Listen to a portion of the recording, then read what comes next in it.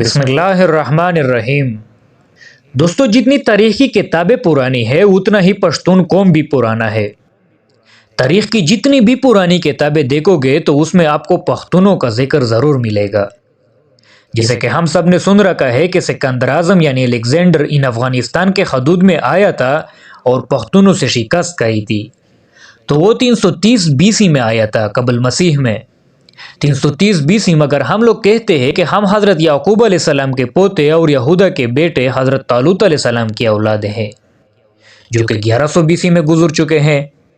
لیکن اگر ہم دیکھیں تو ہندوؤں کی کتاب رگ وید میں پکتاس قبیلے کا ذکر ہے، جس نے سدھات سے دسارانجا کی جنگ لڑی تھی، اور کہتے ہیں کہ پکتاس قبیلے سے مراد یہی افغانی ہے کیونکہ وہ قبیلہ اسی جگہ آباد تھا، اور یہ رگ وید تو 1700 BC میں لکھا گیا ہے۔ مطلب یہ ہے کہ جتنا آگے تاریخ میں جاؤ گے پختون آپ کو وہاں ضرور ملیں گے۔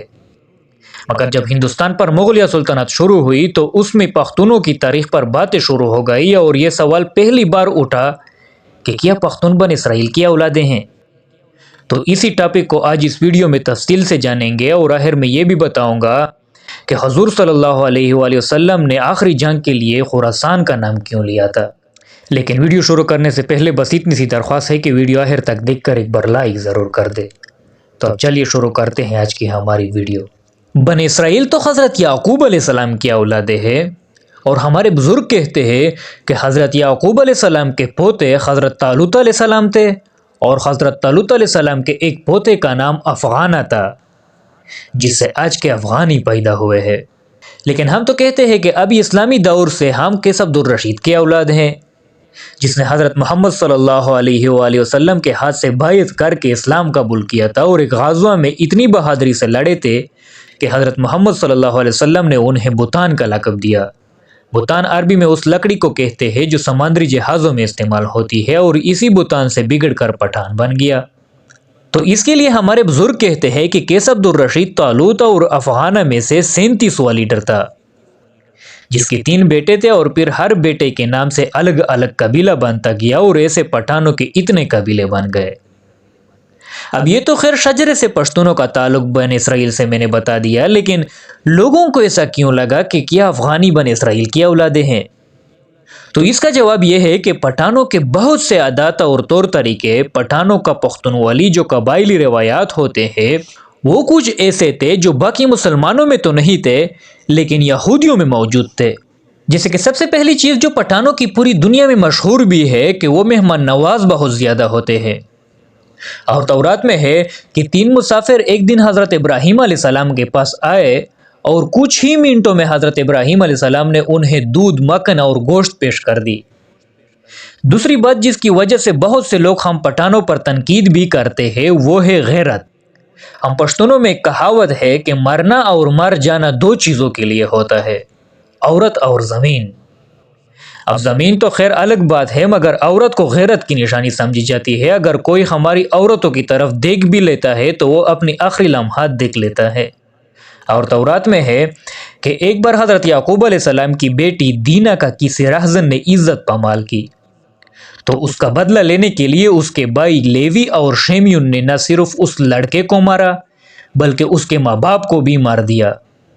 اس کا حوالہ جینیسیس 34 میں ہے، آپ لوگ بھی دیکھ سکتے ہیں۔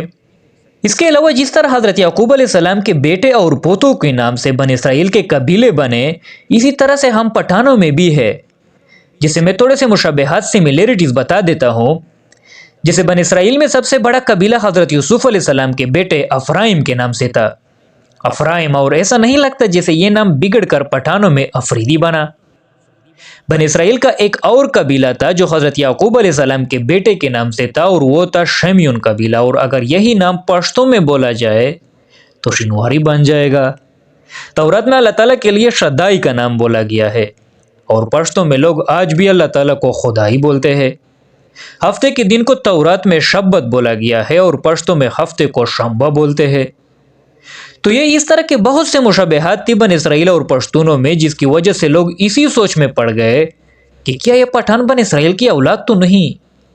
اور دیکھیں یہودیت میں لمبے بال ہوتے ہیں، اور آج پوری دنیا کے مسلمانوں میں دیکھو لمبے بالوں کا سٹائل زیادہ تر پشتونوں میں پایا جاتا ہے۔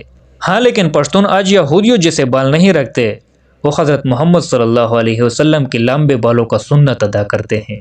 خیر اب جو بھی ہے، بن اسرائیل کافر ہے اور ہم پشتون الحمدللہ پوری دنیا میں وہ واحد قوم ہے جس میں اسلام کے علاوہ کوئی اور دین ہے ہی نہیں، اور حدیثوں سے ثابت ہے کہ آخری وقت میں اسرائیل بہت زیادہ مضبوط ہو جائیں گے، بہت سے علاقوں پر قبضہ کر لیں گے، اور اس کے لیے میں آپ لوگوں کو ڈاکٹر اسرار احمد کی وہ ویڈیو ریکمینڈ کروں گا کہ دیکھ لیں جس میں انہوں نے بن اسرائیل کی تاریخ بیان کی ہے۔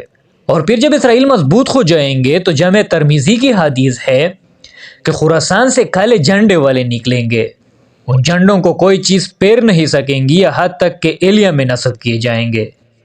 مطلب یہ کہ اس ایک طاقتور کا پیٹ یہاں سے دوسرا طاقتور ہی توڑے گا۔ اب دیکھیں نا، اسلام کے شروعات میں عرب بہت بہادر تھے اور اسلام کو پھیلانے والے تھے، مگر حضور صلی اللہ علیہ وسلم نے اس کا ذکر نہیں کیا۔ اس کے بعد عرب سے اسلام عجم میں آیا، خلافت عثمانیہ آیا، حضور صلی اللہ علیہ وسلم نے اس کا نام بھی نہیں لیا۔ حضور صلی اللہ علیہ وآلہ وسلم نے خراسان کا بتایا، جس کا اس وقت کوئی سوچ بھی نہیں سکتا تھا۔ تو آج کی اس ویڈیو میں بس اتنا ہی۔ ویڈیو اچھی لگی ہو تو لائک اور شیئر کر دے، اور ہمارے حوصلہ افزائی کے لیے چینل کو سبسکرائب کرتے ہوئے بیل کے بٹن کو پریس کر دے تاکہ ہمارے آنے والی تمام نوٹیفیکیشن اب تک بر وقت پہنچ سکے۔ شکریہ۔